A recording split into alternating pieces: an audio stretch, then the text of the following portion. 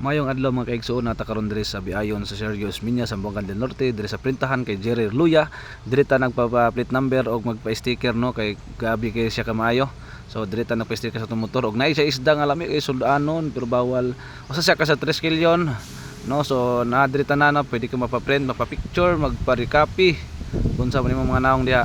Ug may kay siya mo sticker guys no labi na sa atong motor sa atong Fiat F-150. Atong ipa-stickeran atong motor para atsop tanawan og badagan no.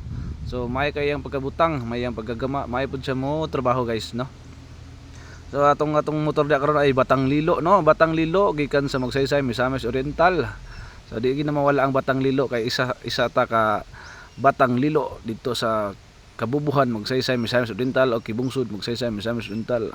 So dito nagpa-plate number niya.